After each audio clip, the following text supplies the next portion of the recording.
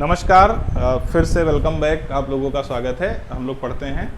चलिए, आज हम लोग की क्लास जो है वो है रॉबर्ट गैने के ऊपर। ठीक है, रॉबर्ट गैने, यहाँ से सवाल पूछा जाता है रॉबर्ट गैने के बारे में। ठीक है, इंग्लिश में बोलते हैं इन्हें रॉबर्ट गैने लिखते हैं। तो रॉबर्ट गैने के बारे में मैं आपको बता दूं। देखिए, अभी तक हम लोगों ने कितने सिद्धांत पढ़े, तो आप कहेंगे अभी तक हमने पढ़ा है सबसे पहले थॉर्नडाइक, उसके बाद में स्किनर, उसके बाद में पावलोव, कोहलर, वाइगोस्की, पियाजे,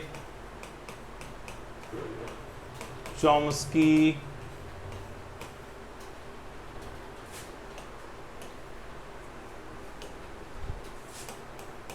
बंडूरा,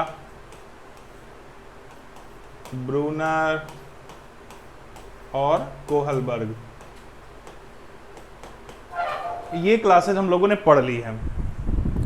अब गैने ने क्या किया? गैने कहते हैं कि अधिगम जो है वो कोई एक तरीके से नहीं सीखा जा सकता कि भाई हमने थॉर्नडाइक को मान लिया तो अब हम थॉर्नडाइक के अकॉर्डिंग ही सीखें, या हमने मान लीजिए पियाजे के सिद्धांत को मान लिया तो पियाजे के सिद्धांत से सीखें। तो सीखना कई प्रकार से हो सकता है, उसे कोई एक तरीके से हम नहीं सीख सकते। सीखना कई प्रकार से हो सकता है, और गैने कहते हैं कि सीखना हो सकता है 8 प्रकार से। यानी 8 प्रकार से हम किसी भी क्रिया को सीख सकते हैं, और इन 8 प्रकारों से जब हम सीखते हैं तभी एक बेहतर तरीके से सीख सकते हैं। लेकिन इन 8 प्रकारों को गैने ने एक क्रम में लगाया।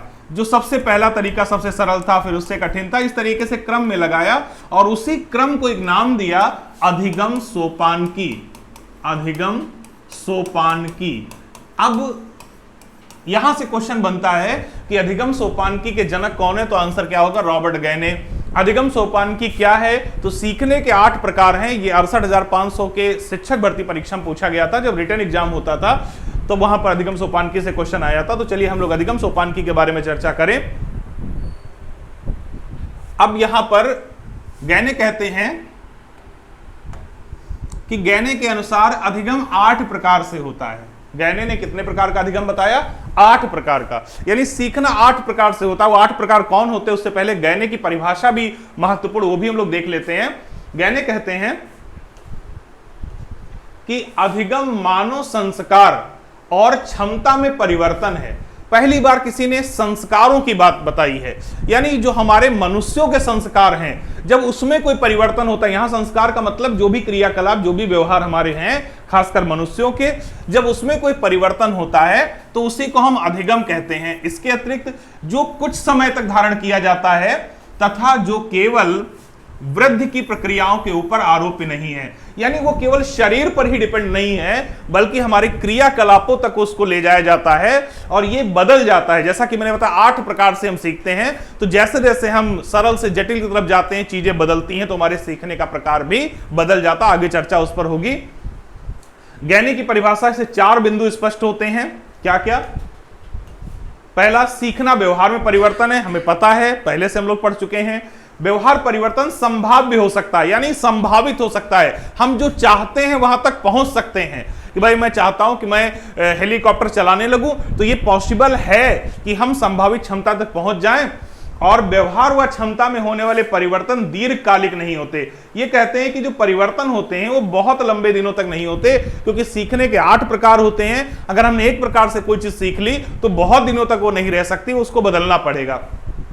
अधिगम शब्द का प्रयोग क्षमताओं में होने वाले उन परिवर्तनों के लिए नहीं होता जो परिपक्वता के कारण होते हैं। यानी अगर हमारी उम्र बढ़ रही है और उम्र बढ़ने से अगर हमारे अंदर कोई परिवर्तन आ रहा है तो उसे अधिगम नहीं कहेंगे। ये बात तो पहले भी चर्चा में हो चुकी है। जो अधिगम का मतलब मैंने बताया था आपको कि उम्र बढ़ना, शरीर में परिवर्तन होना अधिगम नहीं है। अधिगम वही होता है जिसके लिए हम प्रयास करते हैं। लेकिन यहां से 2-3 चीजें इन्होंने नहीं दे दी।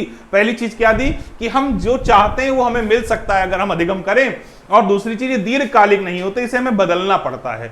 तो गैने ने अधिगम सोपान की प्रस्तुत की, उसके बारे में भी चर्चा करते हैं। ये है गहने की अधिगम सोपान की। चलिए, हमारी चर्चा मुख्य रूप से यहीं पर होगी। जो कुछ लिखा है उस पर ध्यान मत दीजिए, हम जो बता रहे हैं उस पर ध्यान दिए। रॉबर्ट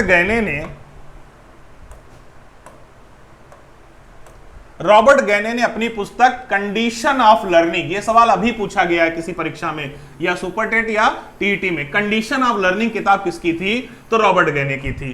तो रॉबर्ट गैने ने अपनी पुस्तक कंडीशन ऑफ लर्निंग में सीखने के 8 प्रकार बताए हैं, जिसे सरल से कठिन क्रम में देखा जा सकता है। इस क्रम को ही अधिगम सोपानकी कहते हैं। तो भैया 8 प्रकार से सीखना होता है, 8 तरीके से सीखना होता है, और उन तरीकों को जब हम एक क्रम में लगा देते हैं, एक सीक्वेंस में लगा देते हैं, और वो सीक्वेंस कैसा होगा? सरल से कठिन, यानी पहला वाला सबसे सरल और अंत वाला सबसे कठिन। तो उस क्रम को किस नाम से जाना जाता है? अधिगम सोपानकी, लर्निंग हायरार्की। तो अगर आपसे पूछा जाता है लर्निंग हायरार्की के जनक कौन है, तो आपका आंसर है रॉबर्ट गैने। अधिगम सोपानकी में सीखने के कितने प्रकार हैं? तो आपका आंसर है 8 प्रकार हैं। ठीक है। कंडीशन ऑफ लर्निंग पुस्तक किसकी है, ये सवाल पूछा गया, मैंने कहा अभी किसी परीक्षा में, तब भी आंसर रॉबर्ट गैने है। अधिगम सोपानकी में सीखने का क्रम क्या होता है? तो क्या क्रम होता है? सरल से कठिन, यानी पहले सरल और फिर कठिन। इसको बहुत बेहतर तरीके से समझ पाएंगे जब इस अधिगम सोपानकी को हम सीखेंगे। चलिए, अधिगम सोपानकी सीखते हैं, क्या होती है।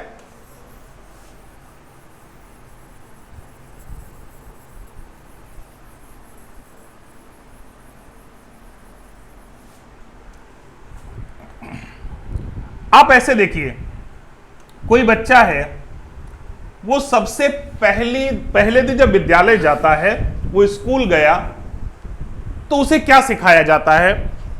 तो सबसे पहले उसे विभिन्न प्रकार के सिग्नल यानी संकेत सिखाए जाते हैं कि एक एप्पल बना होता है और बच्चे से कहा जाता है ये एप्पल है, ऐसे कुत्ते का चित्र बना होता है और कहा जाता है ये डॉग है, यानी डिफरेंट टाइप के उसको पिक्चर्स दिखाई जाती हैं, उसे संकेत दिखाए जाते हैं। ठीक है। तो सबसे पहला जो सीखने का तरीका होता है वो क्या होता है? सिग्नल लर्निंग होता है, संकेत अधिगम होता है। यहां नंबर 1 पर जो लिखा हुआ वो क्या लिखा है? संकेत अधिगम। इसको आप याद कर लेना, यहां सवाल बनेगा, ये सीरीज आपको याद करनी होगी, उस पर बाद में चर्चा भी करते हैं। तो सीखने का जो सबसे पहला तरीका होता है वो संकेत अधिगम होता है, कि जैसे जो ही इंटरवल की घंटी बजती बच्चे को पता चल जाता है अब खाना मिलेगा, तो एक संकेत ही तो है। घर में शाम को जो ही पापा ऑफिस से आते हैं तो बच्चे को पता चल जाता है कुछ ना कुछ लेकर आए होंगे, कोई रिश्तेदार आता है तो बच्चे को पता चल जाता है आज कुछ खाने को मिलेगा। यानी सीखने का जो पहला तरीका होता है वो क्या होता है? सिग्नल होते हैं, संकेत होते हैं। इसे आप बच्चे के संदर्भ में कहा, मैंने कहा आपने गाड़ी चलाना शुरू किया, आपने कहा कि सर मुझे गाड़ी सिखा दीजिए, तो जिस दिन आपको कोई गाड़ी सिखाएगा उस दिन सबसे पहले दिन आपको क्या बताया जाता है? ये ब्रेक है, ये क्लच है, ये एक्सीलेटर है, यानी आप ये स्टीयरिंग है, ये सीट है, ये लाइट है, यहां से लाइट जलती है, यानी आपको संकेत दिए जाते हैं। तो जो सीखने का पहला तरीका होता है, पहला प्रकार होता है, वो क्या होता है? संकेत अधिगम होता है। आई होप बात आप तक पहुंच गई होगी कि चाहे बच्चे का एग्जाम्पल लो, चाहे आप किसी के एग्जाम्पल की बात करें, बच्चा पहले दिन आया तो उसे एप्पल दिखाया जाता है, उसे तमाम तरीके कलर दिखाए जाते हैं, तमाम तरीके कुत्ता, बिल्ली और डिफरेंट टाइप के एनिमल के पिक्चर दिखाए जाते हैं। तो सबसे पहला जो सीखने का तरीका होता है वो क्या होता है? संकेत होते हैं, सिग्नल होते हैं। यानी सबसे पहला सीखने का क्रम क्या होता है? और सबसे सरल यही होता है, आसानी से बच्चा सीख जाता है, क्योंकि ये क्रम कैसा है? तो ये क्रम है सरल से कठिन की ओर। ये जो क्रम बना है गैने का, ये कैसा है? सरल से कठिन की ओर, यानी सबसे कठिन अंत में, सबसे सरल पहला। तो सबसे पहला सीखने का तरीका क्या होता है? बच्चा अगर छोटा है तो कैसे सिखाएंगे? संकेत अधिगम से। अभी इसके परिभाषा में हमने एक चीज पढ़ी थी कि ये क्या होता है? बदलता रहता है, दीर्घकालिक नहीं होता। बच्चा छोटा है तो आप संकेत से पढ़ाओगे, लेकिन जो ही बच्चा बड़ा हुआ तो तरीका बदल जाएगा। ये नहीं कि अब 20 साल के बच्चे को आप संकेत से पढ़ाओ कि अब आपको एप्पल दिखाया गया, तो गलत है। यानी सबसे छोटे बच्चे को हम कैसे पढ़ाएंगे? संकेत द्वारा। आई होप बात आप तक पहुंच गई होगी। सीखने का जो दूसरा तरीका है वो है स्टिमुलस रिस्पॉन्स, यानी उद्दीपक अनुक्रिया अधिगम। उद्दीपक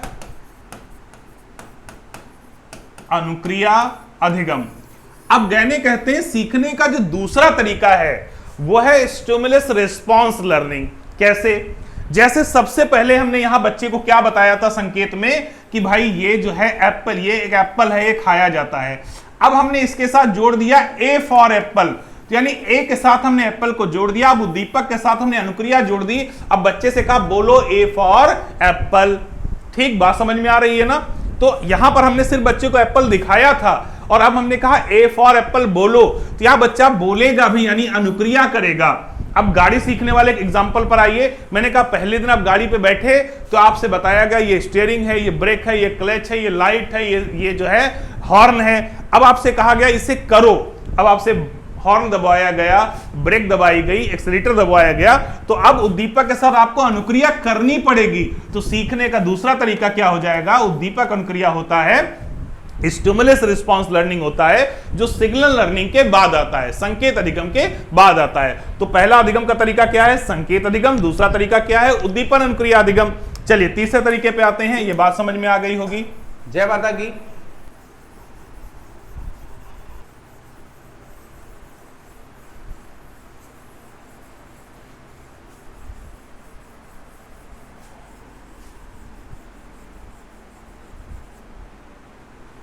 तीसरे तरीके पे आते हैं।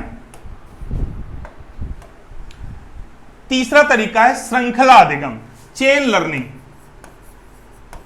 श्रृंखला अधिगम, चेन लर्निंग। भाई सबसे पहले हमने बच्चे को क्या बताया? ये एप्पल है। फिर हमने कहा ए फॉर एप्पल, ये बॉल है। हमने बच्चे से कहा बी फॉर बॉल। हमने कहा ये कैट है और बोलो सी फॉर कैट, ऐसे हमने बोला उससे।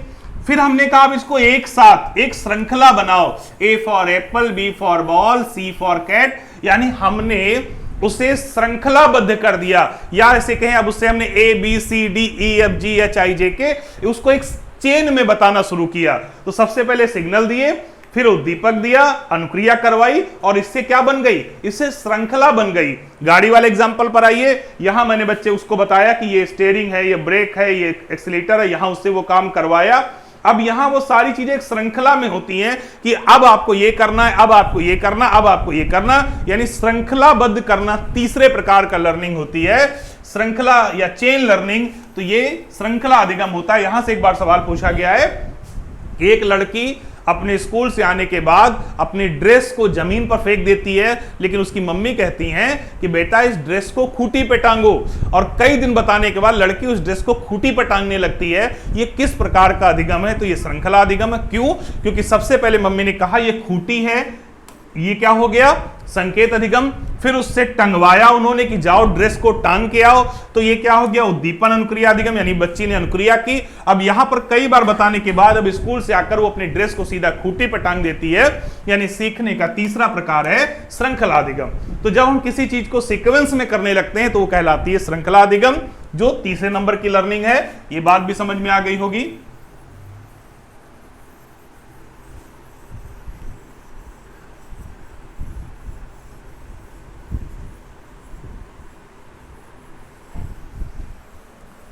चौथे पे आते हैं। चौथा शब्द सहचर्य अधिगम, शब्द सहचर्य अधिगम, word association learning, word association learning, शब्द सहचर्य अधिगम। सहचर्य का मतलब जुड़ना, शब्द का मतलब है जो भी भाषा में प्रयुक्त शब्द होते हैं, यानी जब सीखना शब्दों के द्वारा हो, जब सीखना शब्दों के थ्रू हो। यहां पर हमने बच्चे को एप्पल दिखाया, यहां पर हमने कहा बोलो ए फॉर एप्पल, यहां पर बच्चे से कहा कि अब ए फॉर एप्पल ही नहीं बल्कि ए से लेकर जेड तक समझो। अब यहां बच्चा ये समझ गया कि ए फॉर एप्पल होता क्यों है। क्यों ए फॉर एप्पल बताया गया? क्योंकि एप्पल लिखते समय एप्पल का पहला लेटर ए था, इसलिए ए फॉर एप्पल है। यानी एप्पल से ए का कोई संबंध नहीं बल्कि एप्पल की स्पेलिंग से संबंध है। यानी बच्चा किसके साथ जुड़ गया? शब्द के साथ जुड़ गया। तो जब शब्द के साथ जुड़ाव होता है तो वो कहलाता है शब्द सहचर्य अधिगम। यानी कि गाड़ी चलाने वाले एग्जांपल में देखिए, यहां बताया गया कि ये स्टीयरिंग है, ये ब्रेक है, ये क्लच है, यहां उससे वो चीज करवाई गई, यहां वो सारी चीजें एक श्रृंखलाबद्ध तरीके से कराई गई। अब यहां उसको शब्दों के साथ कहा गया ब्रेक लगाओ तो उसने ब्रेक लगा दिया, क्लच दबाओ तो क्लच दबा दिया। यानी जब शब्दों से सीखना हो तो क्या होता है? शब्द सहचर्य होता है। और यहां गहने कहते हैं ये दो प्रकार का हो सकता है। शब्द सहचर्य कितने प्रकार का हो सकता है? दो प्रकार का। ये वर्बल भी हो सकता और नॉन वर्बल भी हो सकता, यानी कि ये यहां पर, ठीक है। अब आते हैं नेक्स्ट क्या था हमारा, नेक्स्ट था हमारा विभेद अधिगम। भेद या विभेद, डिफरेंशिएट लर्निंग, विभेद अधिगम। देखिए यहां पर पहले वाले में क्या हुआ, बच्चे ने एप्पल देखा, कहा गया बेटा ये एप्पल है। दूसरे में कहा गया बोलो ए फॉर एप्पल। तीसरे में कहा गया ए से लेकर जेड तक सारी सीरीज बना लो। इसमें कहा गया बच्चे को पता हो गया कि ए फॉर एप्पल क्यों होता है। अब जब उसे यह पता हो गया कि ए फॉर एप्पल क्यों होता है, तो अब वो ए को एप्पल के साथ नहीं जोड़ेगा, बल्कि ए को वो डिफरेंट कंडीशन में प्रयोग करना सीख जाएगा कि ऐसे एरोप्लेन भी हम बोल सकते हैं, ऐसे एप्पल भी बोल सकते हैं, ऐसे एंट भी बोल सकते हैं, ऐसे यानी ए से बहुत सारे शब्द बन सकते हैं, और ए का वास्तविक प्रयोग क्या होता है उसे पता चल जाएगा। तो जब विभेद का मतलब है भिन्न भिन्न स्थितियों में किसी चीज का प्रयोग कर पाना, तो बच्चा जब अपने सीखे गए ज्ञान का भिन्न भिन्न स्थितियों में प्रयोग कर लेता है, तो वो सीखने का पांचवा तरीका होता है विभेद अधिगम। गाड़ी चलाते समय यहां बताया गया स्टीयरिंग ब्रेक क्लच क्या होता है, यहां उससे स्टीयरिंग ब्रेक क्लच दबवाई गई, यहां उससे एक सीरीज में वो चीज करवाई गई, यहां शब्दों के साथ जोड़ा गया। लेकिन यहां अब बच्चा डिफरेंट कंडीशन में डिफरेंट टाइप के एक्शन कर सकता है कि भीड़ में किस तरीके से चलाना है, खाली रोड पे किस तरीके से चलाना है, कैसे गाड़ी नहीं। अब उसको उस चीज का प्रयोग करने की कई स्थितियां पता हो गई, तो यह कहलाता है विभेद अधिगम। ये बात भी समझ में आ गई होगी कि सीखने का पांचवा जो प्रकार होता है वो डिफरेंशिएट लर्निंग कहलाता है, विभेद अधिगम या विभेदित अधिगम कहलाता है।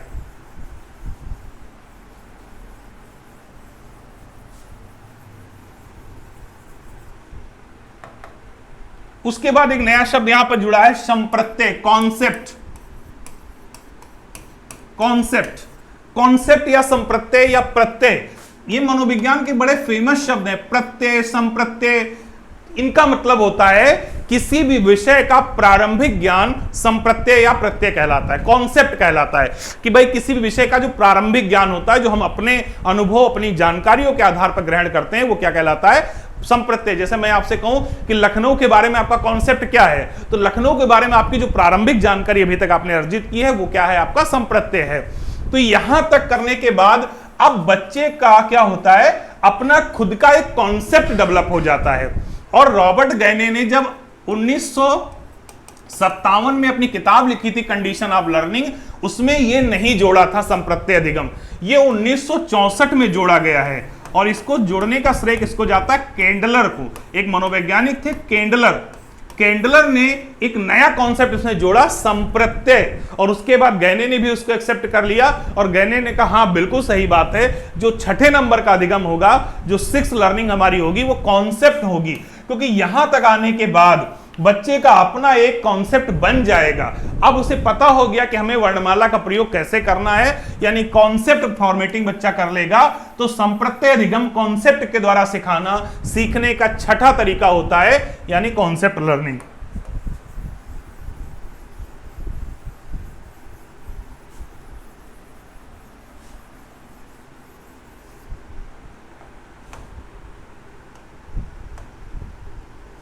आते हैं 7 पर कि भाई जब हमारे पास किसी चीज का कॉन्सेप्ट बन गया, तो अब उसका प्रयोग हम अपने अनुसार कर सकते हैं। तो भाई यहां पर हमने ए फॉर केवल एप्पल देखा, यहां पर A for apple, B for ball समझा, यहां पर उसको एक चेन में बनाना सीखा, A B C D E F G. यहां पर हमने उसको श्रृंखला शब्दों के साथ जोड़ा कि A for apple, B for ball इसलिए होता है क्योंकि इनके पहले अक्षर होते हैं। यहां हमने उसको विभिन्न परिस्थितियों में प्रयोग, यानी अब हम शब्द बनाने लगे अंग्रेजी के कि ए और के और बी को जोड़ेंगे तो क्या बनेगा। यहां हमारा एक कॉन्सेप्ट डेवलप हो गया कि वर्णमाला क्या होती है, वर्णमाला, इंग्लिश वर्णमाला का मतलब क्या है।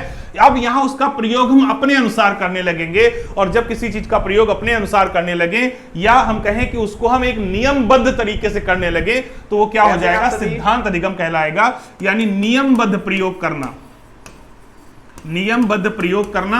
अब बच्चे को वर्णमाला के नियम पता हो गए, और जब नियम पता हो गए तो उसकी समस्या क्या हो गई, सॉल्व हो गई, उसे वर्णमाला आ गई, उसने वर्णमाला सीख ली। तो सबसे उच्च स्तर का अधिगम क्या होता है, कई बार यह सवाल पूछा गया है, अधिगम सोपानकी में सबसे उच्च स्तर का अधिगम क्या होता है, तो प्रॉब्लम सॉल्विंग, यानी समस्या समाधान। सबसे निम्नतम स्तर क्या होता है? संकेत अधिगम, सिग्नल लर्निंग। ठीक है, तो इस चीज को आप याद जरूर कर लीजिएगा, इसको आपको याद जरूर कर लीजिएगा कि भाई सबसे पहले, अब इसको याद करने का तरीका मैं आपको बता दूं कैसे इसको याद करना है।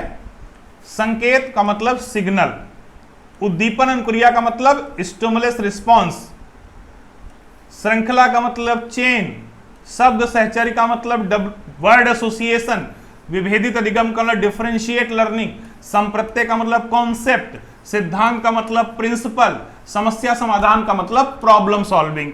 तो एसएससी, डब्ल्यूडीसी, पीपी, आप इसको सिर्फ एसएससी, डब्ल्यूडीसी, पीपी इसको अलग कर लीजिए, इसको अलग कर, याद करने का तरीका है एसएससी, डब्ल्यूडीसी, पीपी, संकेत, उद्दीपन, श्रृंखला, शब्द विभेद, संप्रत्यय, सिद्धांत, समस्या समाधान। तो बात आपकी समझ में आ गई होगी। यहां से कितने टाइप के क्वेश्चन बन सकते हैं उस पर चर्चा हो जाए। सबसे पहला क्वेश्चन, अधिगम सोपानकी के जनक कौन है? तो रॉबर्ट गैने हैं। अधिगम सोपानकी क्या है? तो सीखने के 8 प्रकार को सरल से जटिल क्रम में लगाना ही अधिगम सोपानकी कहलाती है। रॉबर्ट गैने की पुस्तक का नाम क्या है? Condition of learning. Condition of learning में कितने प्रकार के अधिगम बताए गए हैं? 8 प्रकार के अधिगम बताए गए हैं। अधिगम सोपानकी किसे कहते हैं? तो अभी मैंने बताया कि सीखने के 8 प्रकार को एक क्रम में लगाना। अब उसके अलावा सीखने का पहला प्रकार कौन होता है? संकेत। सीखने का अंतिम प्रकार कौन होता है या उच्च स्तर कौन होता है? समस्या समाधान। सीखने की स्थितियों को सरल से कठिन की तरफ ले जाने में 5वें नंबर पर कौन सा आएगा? विभेदित अधिगम। सीखने की स्थितियों को सरल से कठिन ले जाने पर दूसरे नंबर पर आएगा उद्दीपन अनुक्रिया। इस तरीके से कोई भी क्वेश्चन आपका बन सकता है। तो ये सीखने के 8 प्रकार हैं जिनका एक क्रम है और वो क्रम सरल से कठिन की तरफ है, जिसे रॉबर्ट गैने ने अधिगम सोपानकी कहा था। इसके साथ ही हमारा अधिगम का कॉन्सेप्ट यहीं पर कंप्लीट होता है। अधिगम की क्लासेज यहीं पर कंप्लीट होती हैं। अगर इतनी क्लासेज आपने अच्छे से देख ली हैं तो किसी भी परीक्षा में आप बैठिए, आपके 4 से 5 नंबर बिल्कुल पक्के हो गए हैं। जो पिछले सिद्धांतों की क्लास हमने ली है, 4 से 5 नंबर पक्के हो गए हैं। अब यहां से हम लोग मनोविज्ञान के एक दूसरे सेगमेंट में चलेंगे और वो सेगमेंट हमारा होगा समावेशी शिक्षा का। तो अधिगम का कॉन्सेप्ट यहीं तक, अधिगम की क्लासेज यहीं तक। इसके बाद हम लोग नेक्स्ट क्लास जो करेंगे वो समावेशी शिक्षा की करेंगे। नमस्कार, धन्यवाद।